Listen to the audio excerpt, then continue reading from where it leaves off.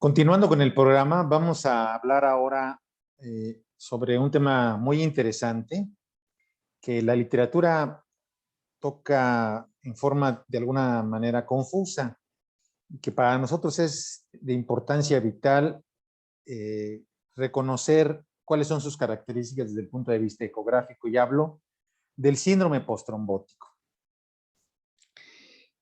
No pudiéramos pasar por alto los objetivos. Es importante como objetivos el reconocer los signos ecográficos que caracterizan al síndrome postrombótico.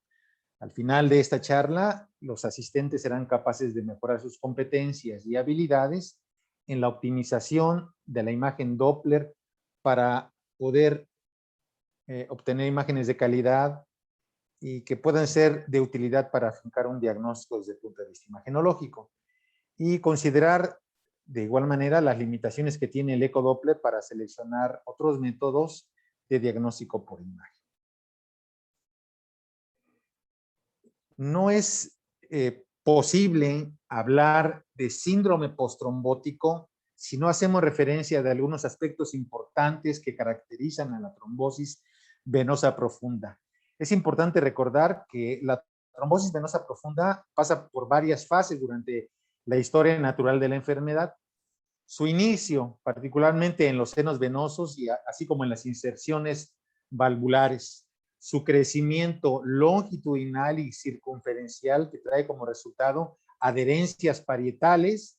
Posteriormente, el ingreso de fibroblastos y la recanalización.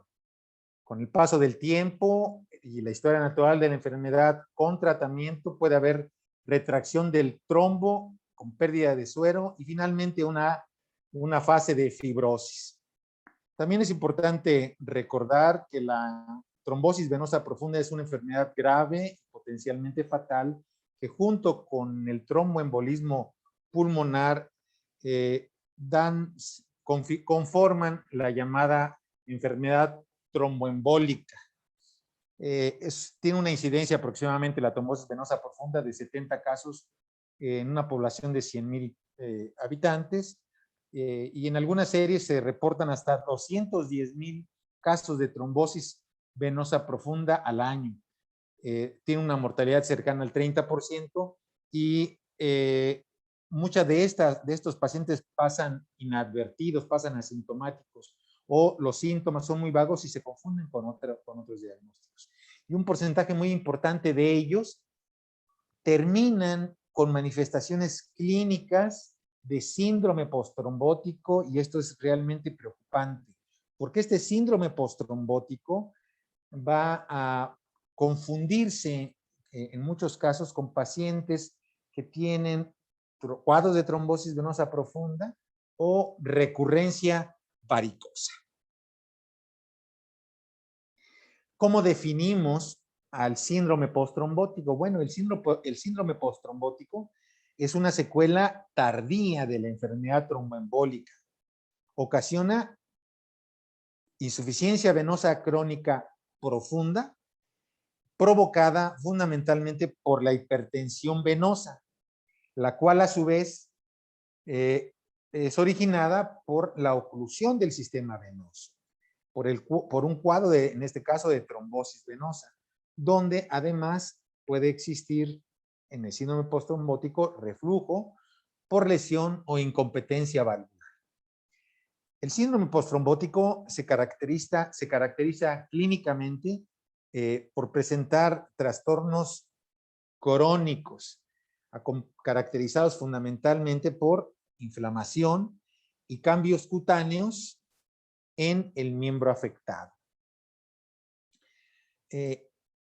Considerada a la incompetencia valvular como secundaria de un evento trombótico previo, ya sea sintomático o asintomático, que como secuela condiciona la destrucción o la disfunción de las válvulas venosas profundas, de tal suerte que 1 de cada 3 pacientes con trombosis venosa profunda desarrollará secuelas postrombóticas en los primeros años posteriores al cuadro de trombosis venosa profunda.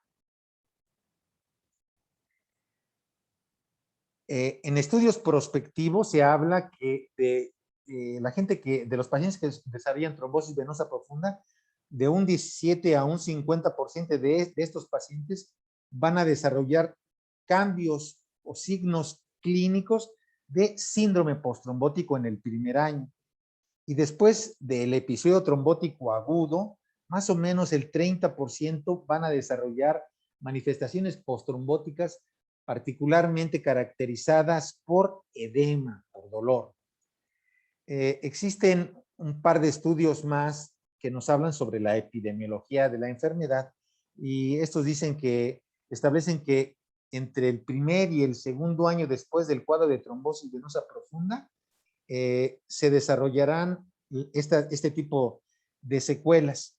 En otro habla de que estas manifestaciones y signos y síntomas pueden aparecer de un 17% en el primer año hasta un 22% en el segundo año.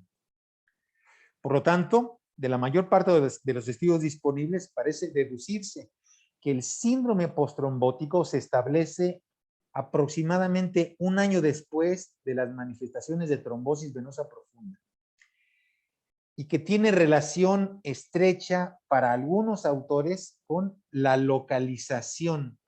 Esto es más frecuente, este tipo de cuadros, cuando la localización es más proximal. Hablo de la región cercana a la ingle y muchísimo menos frecuente cuando el cuadro de trombosis venosa profunda se desarrolla a nivel de la pantorrilla.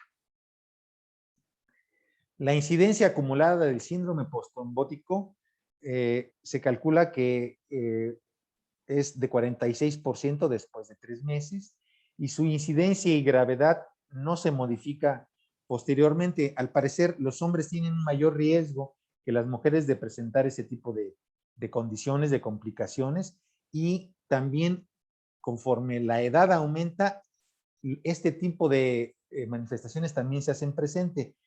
Puede haber en mayores de 50 años hasta 1.4% más de probabilidades de desarrollarlo esto, pero puede llegar a ser tan importante como cercano al 60% en pacientes cercanos a los 80 años. ¿Cuáles son los factores de riesgo que predisponen a la presencia de trombosis venosa, de síndrome postrombótico? Sin lugar a dudas, la trombosis venosa profunda recurrente es un factor de riesgo para que estas manifestaciones se acentúen. La obesidad, una anticoagulación deficiente, así como las trombofilias. Y el estudio de las trombofilias resulta importante porque en pacientes jóvenes que están desarrollando cuadros de trombosis venosa profunda en forma repetitiva, hay que pensar en esta condición porque cuando hay trombosis venosa profunda repetitiva en pacientes jóvenes, se deberá de poner particular atención en las vías principales de anticoagulación dependientes de antitrombina, de proteína C, así como de los inhibidores del factor tisular sistémico. Como resultado de la hipertensión venosa que sigue, se desarrolla incompetencia valvular. Lo primero que existe es cuando se desarrolla la hipertensión venosa, se trata de haber una remodelación del vaso. Esto es dilatándose. Cuando se dilata, llega un momento en que es tan importante la dilatación que se desarrolla incompetencia valvular. Y asociado a la incompetencia valvular, hay desarrollo de reflujo. Posteriormente, esto del lado venoso capilar, cuando se incrementa la presión del lado venoso, disminuye del lado arterial capilar el flujo y esto se vuelve un círculo vicioso en el que la hipertensión venosa condiciona incompetencia valvular, la incompetencia valvular reflujo y esto a su vez obstrucción y éstasis. No olvidemos que la mayor parte de los cuadros de trombosis venosa profunda tienen su asiento en la denominada triada de Virchow, caracterizada por rémora, por lesión endotelial, así como los procesos alterados de la coagulación. Y esto a la vez trae como consecuencia que la función linfática y la microcirculación a nivel de las microválvulas también se ve alterada. Hoy existen algunas otras teorías que hablan del daño de una estructura que se denomina glicocálix endotelial, de tal suerte que la lesión endotelial trae como resultado disfunción endotelial y esto modificación en la permeabilidad a nivel del glicocálix endotelial. La incompetencia valvular, como ustedes recordarán, es la consecuencia del daño sufrido por las válvulas venosas cuando el trombo se reabsorbe, cuando se recanaliza el trombo, de tal suerte que este puede llegar a resolverse en forma completa o parcial. Dependemos en gran medida de la extensión, por eso es importante siempre que la evaluación de estudios previos, la evaluación del paciente cuando desarrolló el cuadro de trombosis venosa profunda debe de cumplir criterios de calidad y de concluirse en la clasificación de SEAR. La medición de los flujos, de los reflujos, resulta importante en su cuantificación para estudios a posteriori, después del tratamiento, evaluar esta condición de si ha habido empeoramiento o mejora. Si esta condición, si esta es incompleta, la reabsorción del trombo, puede aparecer una oclusión parcial de flujo del retorno venoso, lo que trae como resultado el desarrollo de colaterales, muchas de ellas epifaciales, que traen como resultado que dentro de un cuadro de trombosis venosa profunda inicialmente haya desarrollo de colaterales. Y en un cuadro de síndrome postrombótico, las secuelas, como puede ser el reflujo en el sistema venoso profundo, se asocien en muchos casos a insuficiencia venosa extrasafena. Eso es de esas colaterales epifaciales que se desarrollaron para salvar, para repermeabilizar el área trombosada. Pero también las venas perforantes pueden llegar a sufrir daño cuando existe un cuadro de trombosis venosa profunda.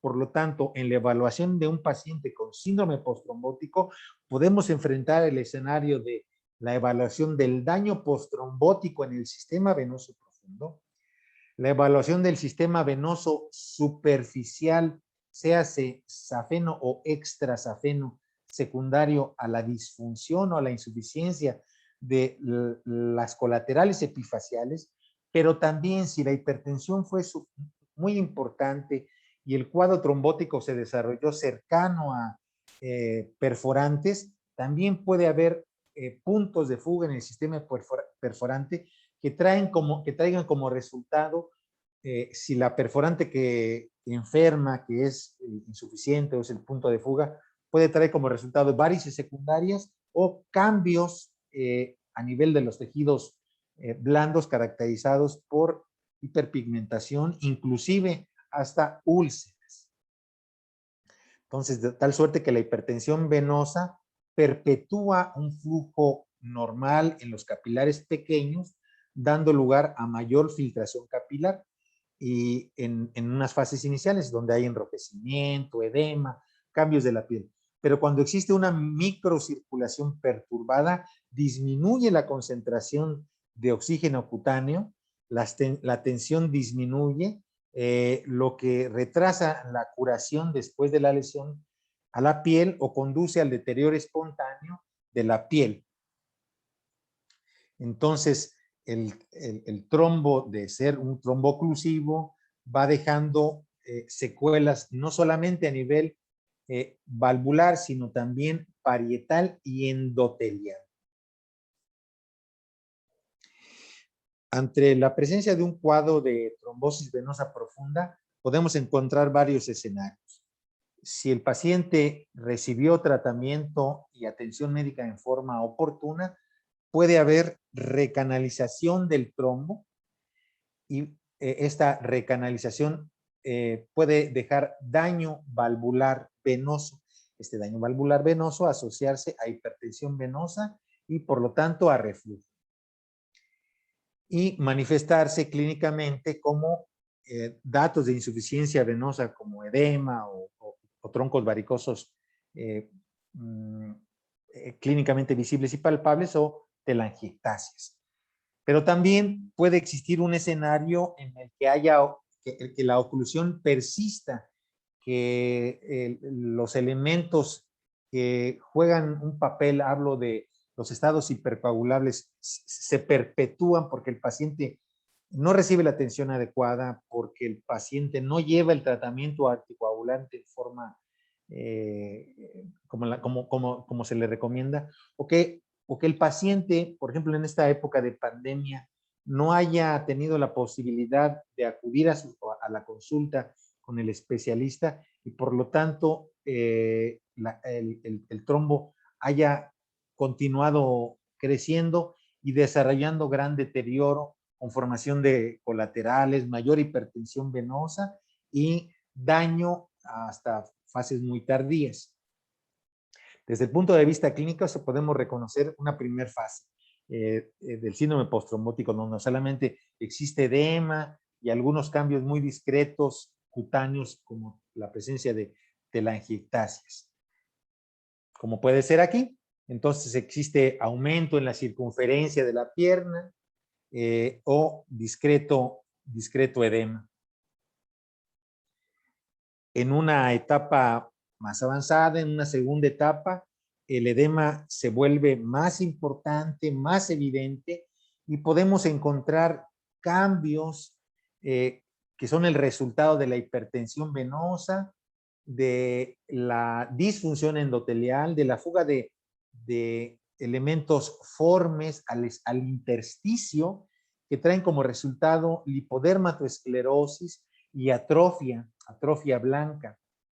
Ahora bien, la lipodermatoesclerosis es un endurecimiento, la extremidad adquiere una morfología en copa de champán, dice la literatura, más angosta en la parte inferior y más amplia en la parte superior. Hay un endurecimiento de la piel que puede adquirir una pigmentación rojiza o marrón. Esta característica clínica del cambio en la coloración es el resultado del depósito de hemosiderina. Esta hemosiderina es de los glóbulos rojos que fugaron al intersticio y que se oxidan y terminan dando esta coloración parda, particularmente en el tercio distal de la pierna y se acompaña además de alteraciones, de pérdida de tejido adiposo subcutáneo, secundario a la hipertensión venocapilar, que lleva a hipoxia y a malnutrición celular. A la exploración física, bueno, son áreas induradas en el tercio distal de la pierna, que se encuentra adherida a planos profundos y que es casi siempre indolora. Y por su parte, en esta segunda fase del síndrome postrombótico, desde el punto de vista clínico, la atrofia blanca son pequeñas depresiones de la piel endurecidas, de color marfil y salpicadas de manchas rojizas. A la inspección y a la palpación se evidencian como placas estrelladas, lisas, de consistencia esclerótica y que pueden tener un halo hiperpigmentado. Eso es la atrofia blanca. Cuando llegan a una etapa muchísimo mayor, esto traduce que la hipertensión venosa continúa y que el paso siguiente es, desde el punto de vista clínica, la evidencia de úlceras típicamente venosas que se localizan en el tercio medio o distal de la pierna, particularmente en la cara interna. El desarrollo como estadio final del proceso hipóxico y la malnutrición cutánea de forma característica se localiza en la región perimalleolar interna habitualmente. Y puede variar de unos pocos centímetros de diámetro en las áreas inframalleolares hasta grandes extensiones comprometidas con casi toda la circunferencia de la pierna, como acabo de mostrarles, donde la profundidad es variable y los bordes son regulares, bien definidos, indurados, irregulares y en muchas ocasiones hiperpigmentados. El fondo de estas úlceras venosas, como ustedes ven, en general es un fondo típicamente sucio, con secreción serosa y una cantidad variable de fibrina, con áreas de tejido de granulación. Y como ya les mencionaba, usualmente son poco dolorosas, a no ser que estén infectadas o en cuyo caso el fondo puede ser purulento o que se superponga a algunas manifestaciones de arteriopatía periférica que puede existir no solamente un trasfondo por hipertensión venosa, sino que también pueda haber hipoxia secundaria a insuficiencia arterial periférica. Desde el punto de vista clínico, las manifestaciones son muy extensas y el angiólogo lo que trata es de tener una idea clara de cuál es el escenario y tratar de estadificar al paciente. Existe la clasificación de Porter que habla de los pacientes que son desde una etapa asintomática, un estadio 0, hasta un estadio 3, que correspondería a una insuficiencia venosa crónica donde existe edema franco de la extremidad y trastornos tróficos con preulceración.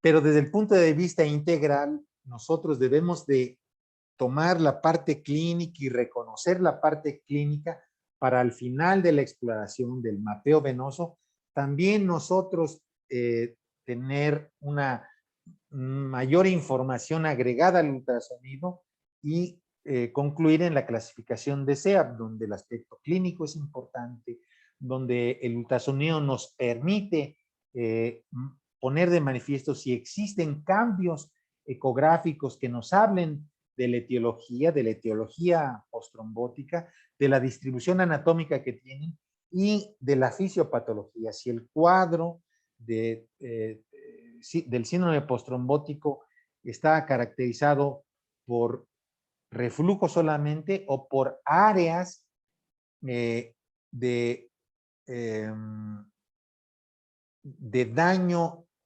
parietal que se manifiestan por reflujo, pero también por obstrucción, porque la obstrucción no solamente se puede dar por condiciones intravasculares, sino también extravasculares. Con esto quiere decir que la pared pierde elasticidad y al perder elasticidad pierde calibre y al perder calibre también el retorno venoso puede verse modificado y disminuir este retorno venoso. Las manifestaciones clínicas son importantes, debemos estar familiarizadas tanto con los signos como con los síntomas. Los síntomas, los pacientes pueden manifestar en los pacientes, como es un tipo de insuficiencia venosa crónica del sistema venoso profundo, las manifestaciones de síndrome postrombótico es pesadez, sensación de hormigueo, edema, dolor, parestesias, ¿verdad? Y los signos clínicos, bueno, ya los acabamos de mencionar que pasa por varias fases.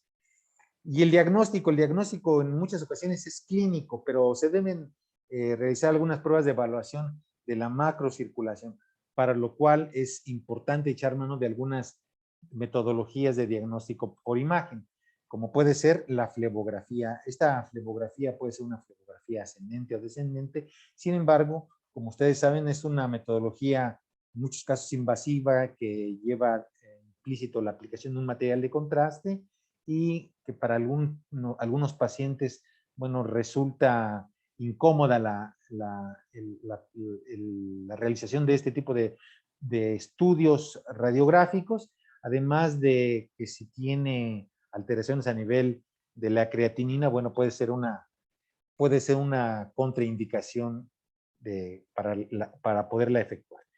De tal suerte que el ecodoppler es hoy por hoy el estándar de oro para poder hacer un análisis morfológico y un análisis hemodinámico, porque tienen la capacidad de detectar la incapacidad venosa valvular y de determinar la obstrucción venosa crónica. ¿Cuáles son los signos ecográficos asociados a síndrome postrombótico? Bueno, pues existen muchos signos ecográficos. Cambios murales caracterizados particularmente por incremento en el espesor de las paredes, incremento de la ecogenicidad, la presencia de sinequias intraluminales, de cordones fibrosos, restricción a las maniobras de compresibilidad con el transductor, que dicho sea de paso, resultan, si de por sí existe, puede haber afectación del tejido blando perivenoso, o sea, en la pantorrilla puede haber gran compromiso por estos cambios, por lipodermatoesclerosis, atrofia, úlceras, que traen como resultado incremento o más bien pérdida en la lasitud de este tipo de tejidos. Entonces hay restricción a la compresibilidad, que con el paciente de pie se puede dificultar la compresión para poder valorar si existe o no compromiso intravenoso, si existe obstrucción intravascular. Reflujo en el sistema venoso profundo es otro signo ecográfico. Disminución de las velocidades de retorno. Flujos bidireccionales, no solamente reflujo, sino flujo bidireccional. Pérdida de la fasicidad cuando tenemos la posibilidad de hacer muestreos con Doppler espectral. Disfunción de la bomba muscular de la pantorrilla, que mediante signos indirectos nos habla de que existe disfunción de la bomba muscular de la pantorrilla. Estos signos es pérdida de la convexidad de la musculatura, incremento en la ecogenicidad de los planos musculares. También podemos encontrar como otro signo ecográfico ecogenicidad alterada y alteraciones en la estructura de los tejidos blandos, éstasis, rémora, lo que se denomina en el lenguaje flebológico como ecocontraste espontáneo, así como incremento en los índices de dureza del tejido blando, esto al evaluarse mediante elastografía cualitativa. Y no olvidar que también puede existir participación de las venas perforantes, por lo tanto, podemos encontrar y documentar también de forma agregada puntos de fuga en el sistema venoso perforante. Aquí algunos datos de síndrome postrombótico. En esta primera imagen les muestro a nivel inguinal la vena femoral común, la unión safeno-femoral en eje corto y sin compresión, y aquí con compresión. Esta imagen representa restricción a las maniobras de compresibilidad. Un dato más es la irregularidad y los cambios murales. Aquí el Doppler color activo nos permite identificar irregularidad de la pared, engrosamiento y aumento en la ecogenicidad de la misma. En muchas ocasiones, el trombo en el sistema venoso profundo deja algunos cordones fibrosos intraluminales mismos que pueden extenderse a otros compartimientos. En este caso es la unión safeno-femoral, y documentamos cordones fibrosos intraluminales, pequeños defectos que se extienden también a la porción más cercana o proximal de la vena safena mayor cercana al aparato valvular terminal. Aquí una imagen más donde podemos ver difuminación, incremento en la ecogenicidad de las paredes, cambios murales y cordones fibrosos que se extienden no solamente cercanos al aparato valvular terminal, sino también al aparato valvular preterminal, con afectación del aparato valvular y coaptación incompleta. Nuevamente, cambios murales, defectos de llenado, irregularidad de las paredes y reflujo. Son algunos signos ecográficos más que podemos ver. Y en muchos casos, aparentemente, en este caso de la confluencia femoral, y quiero abrir un paréntesis, cuando hablamos de sistema venoso no hablamos de bifurcación femoral. La bifurcación femoral es a nivel arterial. Cuando hablamos del sistema venoso profundo, hablamos de confluencia femoral, porque confluyen en el sentido del retorno venoso la vena femoral y la vena femoral profunda para dar origen a la vena femoral común, donde podemos ver también cambios murales, irregularidad, engrosamiento de las paredes, y parecería que es una imagen normal, pero véanlo durante reposo y véanlo durante valsalva. Existe reflujo. Entonces, siempre debemos de hacer el análisis en escala de grises, tratar de obtener los datos más finos referentes a los cambios morales y el análisis funcional, no solamente en reposo, sino también utilizando maniobras provocativas. Y cuando utilizamos estas maniobras provocativas y documentamos reflujo, debemos de ser muy cuidadosos en hablar de la extensión y la localización que tiene el reflujo. En este caso existe reflujo, como ustedes ven, no solamente en la porción proximal de la vena femoral, sino también en la vena femoral profunda. Y en todos los sitios donde exista reflujo, debemos de hacer el análisis de la compresibilidad y de la toma del tiempo de reflujo. Este tiempo de reflujo medido sobre el eje de las X, de las abscisas, es importante para el angiólogo, porque cuando excede más de 1000 milisegundos, más de un segundo, es clínicamente importante y traduce cambios en la terapéutica. Por eso es importante siempre medir. Miren, este es otro paciente.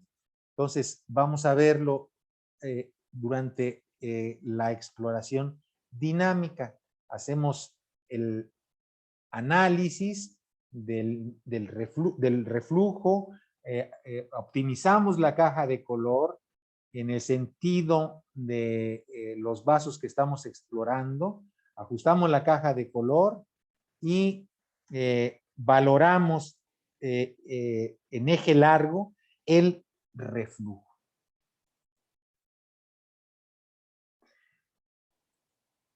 Muy bien. Un ejemplo más, en la región poplitea podemos ver restricción a la compresibilidad, sin compresión y con compresión, grandes defectos de llenado que no corresponden a trombosis venosa, sino corresponden a cambios murales importantes, extensos, que en muchas ocasiones resulta difícil la discrepancia entre si es recurrencia trombótica o son cambios postrombóticos.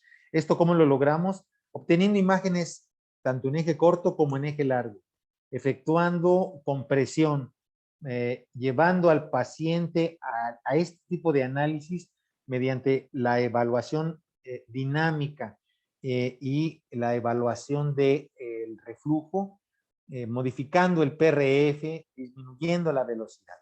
Miren, ahora un plexo sóleo, no olvidar también que es importante la evaluación de los troncos venosos infrapoplíteos, de las venas musculares surales, tanto del plexo sóleo como del plexo gastrocnemio. Y encontramos todos estos cambios murales con sinequias intraluminales, defectos de llenado al evaluar con Doppler color que se hacen muchísimo más manifiestos con cambios murales. Un ejemplo más, este paciente desarrolló un cuadro de trombosis venosa profunda cercano a la confluencia femoral, que le dejó como secuela reflujo, y este reflujo se hizo evidente durante la evaluación dinámica. qué importante es hacer siempre este recuento y echar mano de todos los elementos con que dispongamos, no solamente el Doppler color, sino también el Doppler de potencia, si es que no obtenemos respuesta durante las maniobras provocativas y se identifica el reflujo, ¿verdad? Cuando es posible y tenemos a nuestro alcance algunas otras modalidades como B-Flow, debemos también de utilizarlo. Y la presencia de perforantes no es inusual poder identificar algunas perforantes y puntos de fuga en el sistema venoso perforante. Por eso recomendamos cuando nosotros reconocemos un paciente con cambios por síndrome postrombótico, pensar que los flujos pueden estar muy enlentecidos, por lo cual podemos cambiar de preset a uno que maneje flujos más bajos, inclusive que el mismo preset venoso, disminuir la frecuencia del transductor, porque a más frecuencia perdemos en profundidad, entonces esto es importante para poder optimizar la imagen, aumentar las ganancias de color y de espectro, reducir el PRF, disminuir los filtros de pared, ajustar el balance o la prioridad que también da como resultado la mejora en el color, optimizar la caja, no abrirla tanto, angularla de forma adecuada, incrementar el volumen muestra, mejorar el ángulo de insonación y cambiar, de ser posible, de Doppler color convencional a Doppler de energía o a B-Flow. Es también importante reconocer que queremos revisar el tema y mejorar en nuestro conocimiento. Existen una gran cantidad de información, pero un texto siempre recomendado es el texto del doctor Miguel Lobuolo de Doppler color venoso de miembros inferiores y pelvis. Algunas otras metodologías resultan importantes también en aquellos pacientes donde el Doppler color, el ultrasonido Doppler, nos queda de ver donde las características morfológicas del paciente no son lo suficientemente adecuadas como para poder obtener la cantidad de información que nosotros queremos o tenemos duda. De tal suerte que podemos echar mano de algunas metodologías, como puede ser la angioresonancia magnética, que tiene algunas indicaciones, que puede diferenciar entre trombosis venosa aguda y cambios por síndrome postrombótico, entre la trombosis venosa profunda aguda, que llena y distiende el vaso y que es acentuadamente hipointensa, y las características de señal que lo hacen típico, ¿no? Y los cambios postrombóticos cuando ya existen remodelación del vaso, cuando existen cambios murales, cuando existe depósito de gran cantidad de fibrina y las intensidades se modifican y se incrementan en el ultrasonido. Así como incrementada intensidad y menos volumen del trombo o de los cambios murales en estadios más avanzados. Y la tomografía multicorte, que sin lugar a dudas ha venido a ocupar un lugar importante de la mano del Doppler color, porque permite un modelado muy útil en los casos de venas varicosas, particularmente en trombosis venosas también profundas recurrentes o cambios después de cirugía o patología compleja en la fosa poplitea. También en pacientes con anatomía venosa compleja, malformaciones venosas y síndrome postrombótico. En todos estos casos es esencial lograr adicionalmente un mapeo hemodinámico venoso por ultrasonido, pero cuando aún así no obtenemos la adecuada cantidad de información, podemos echar mano de esto y poder efectuar con los softwares tan importantes que trae con diferentes transparencias, hacer una disección virtual de planos superficiales a planos más profundos y obtener información adicional. De tal suerte que agregando toda esta información que nos brinda el ultrasonido, que en algunos casos nos pueden brindar algunas otras metodologías, podemos llevar al paciente o concluir realmente cuál es el aspecto clínico la etiología, poderla determinar con certeza, si existen cambios postrombóticos, cuáles son las áreas del sistema venoso profundo, cuáles áreas anatómicas del sistema venoso profundo están afectadas, qué tan extensas, cuánto tiempo de reflujo tiene, y si además de reflujo también puede haber alteraciones a nivel de oclusión, no por trombo o sí por trombo, y asociado en muchos casos a defectos por cambios cicatriciales intraluminales.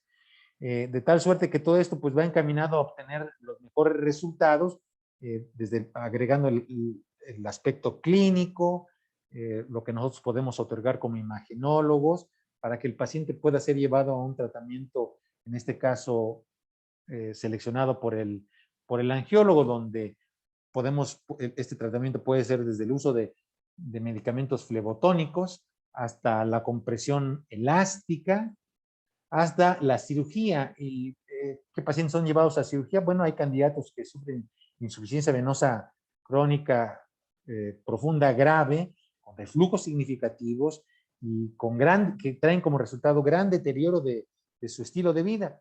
Esto secundario a hipertensión venosa, donde hoy por hoy se pueden hacer valvuloplastías reconstructivas, tanto directas como indirectas, y también no olvidar la corrección de los ejes paralelos, como pueden ser el sistema de venas perforantes y también de los ejes safenos cuando existe alteración que agregue sintomatología e hipertensión al sistema venoso profundo. Muy bien, es importante ya para terminar decir que el ultrasonido Doppler es la técnica no invasiva de elección para detectar, localizar y evaluar la disfunción valvular venosa, las alteraciones parietales y el compromiso de los tejidos blancos. Adquiere gran importancia la realización de exploraciones ecográficas seriadas y la comparación de ellas para poder hacer un análisis de los cambios y evaluar el tratamiento que se ha llevado. Y resulta, por lo tanto, fundamental la adecuada y estrecha comunicación con el imagenólogo, del imagenólogo con el cirujano vascular. Ya para terminar, les muestro esta pintura que representa alegóricamente a la verdad. En este caso, el pintor más importante del academicismo francés plasma en un lienzo el cuerpo de una mujer joven desnuda que sale de las profundidades de un pozo. Como vemos, la mujer sale o aparece gritando, aparentemente en una actitud beligerante. Gérôme, que es quien pinta a esta musa, la pinta con este látigo en la mano derecha, y lo cual puede resultar extraño, como un accesorio que solo podemos interpretar como que quiere castigar a quienes le insultan. En definitiva, dice Jérôme, algún día la verdad, harta de la oscuridad, saldrá al fin del pozo y fustigará a los mentirosos. Cuando cuenta la leyenda que un día la verdad y la mentira se cruzaron. Buen día, dijo la mentira.